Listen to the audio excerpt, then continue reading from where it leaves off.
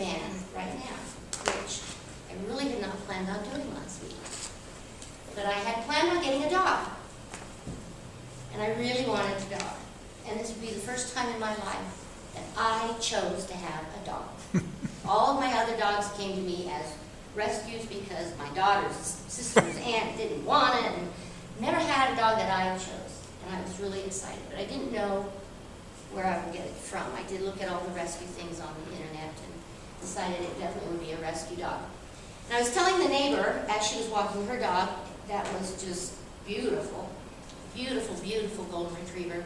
And she said, well, my daughter volunteers out at the Mill Dog Rescue Center. And she might have what you're looking for because they're all purebred dogs, because they've all been used to have millions of litters. And that's where they get saved, and I'll tell you a little bit about that. Well, 2 or 3 days later, she came to me, she said, guess what? They have an Australian Shepherd. And it's a female, and it's 3 years old. And that's what I've been looking for. I said, oh, okay. But I really wasn't ready to make the decision, you know. So I was apprehensive about going with her. But anyways, I went, and there she was, Molly. Molly's in the car right now.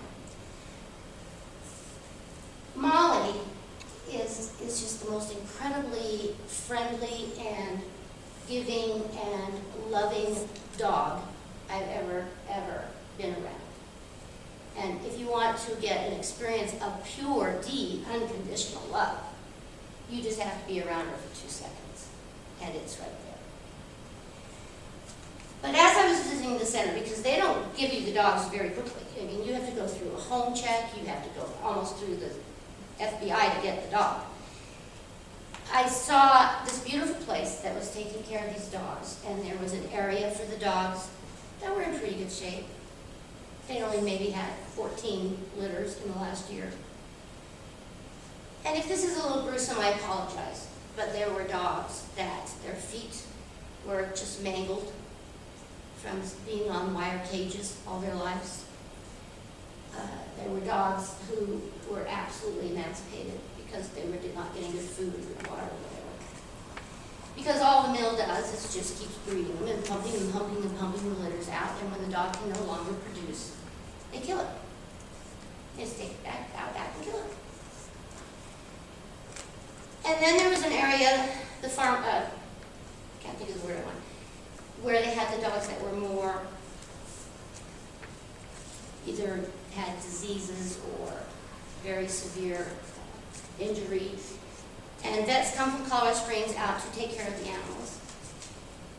And yes, it was a hugely sad experience. Huge. And yet, as I went through looking at those dogs, they couldn't wait to get to the gate. They couldn't wait to get to the place where I could touch them with my hand. They couldn't wait for me to speak to them. They couldn't wait, no matter what condition they were in. They had been kept in conditions that were just absolutely awful, awful places for them to be. And they remember the experience. And when you talk about unconditional love from an animal, how can you abuse that? These animals were giving unconditionally to these breeders with a whole lot of conditions. A whole lot of conditions. If you don't produce enough litter, we'll kill you. If we don't like the color of your litter, we'll kill you. If we don't like the way you prance, we'll kill you. How can that be? Well, long and the short here, I did get Molly.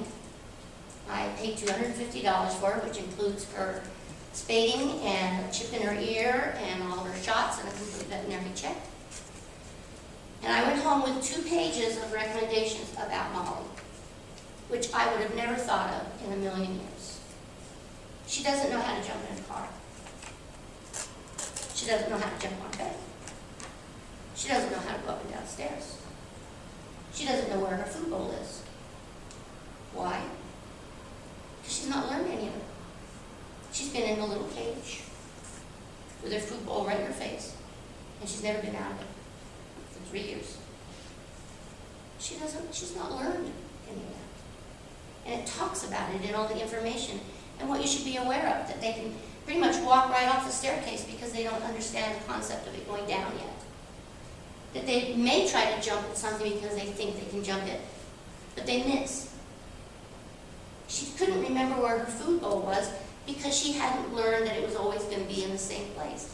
Silly things that you would never think of for a dog. But it's so true because they had been so confined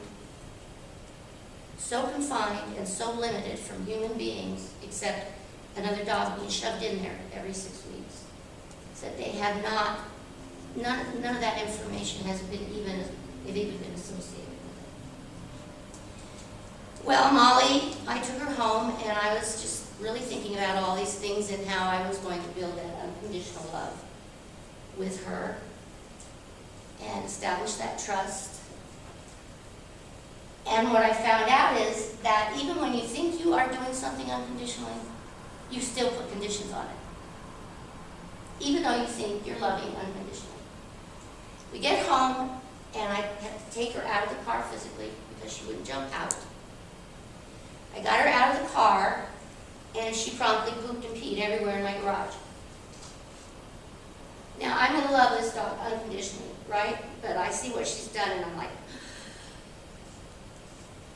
And then I realized that she'd been pooping and peeing on a cement pad for 3 years. Why wouldn't she go there? But my expectation was that she wouldn't go in the garage, and I'm going to love her unconditionally. I've already placed a condition on her. Why is she pottying in my garage? So it's been a week of reflection on a philosophy of unconditional love that I never would have expected in a million years. She has been phenomenal in how quickly she learns. She's done some really interesting things. She jumped in my car one night. I had the back door open, and she would not come out. And she stayed there all night and would not come out. The only thing I could think of was that it was the enclosed environment, the closure of it, that made her feel safe or secure. She'll go to anybody. She'll just go to anybody that comes up to her because she's so, and you can just see how much she wants you to touch her. She wants you to touch her and pet her and love her. And go ahead and hit me a few times. I don't care, just love me. And as I was thinking about all these things and working with Molly, when you think about that center, they can take in 50 to 60 dogs a week. They can take in 50 dogs in one load because they have arrangements with several mills in Colorado that they will not kill. That if they are going to kill anything, it has to come to the center. They will go pick them up. When I was there, they were bringing in 60 dogs from a mill that was closing. The disparity of that scares me to death. That there can be that many people and that much absolutely just outrageous behavior towards animals going on. And we're really not doing anything about it.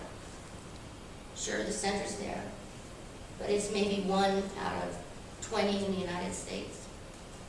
How many mills do you think there are? I don't know. I should have looked it up for you. So as we go into the future, and we're not doing anything about this kind of disparity, what is it going to look like? That we continue to be so abusive and behavior is being allowed, and the disparity of that is so huge because it is a big problem. I wanted just to share that with you because it was a fun week. It was an interesting week. It was a week that I wouldn't trade for a million other weeks. But it truly gave me some thoughts about the future that scare me.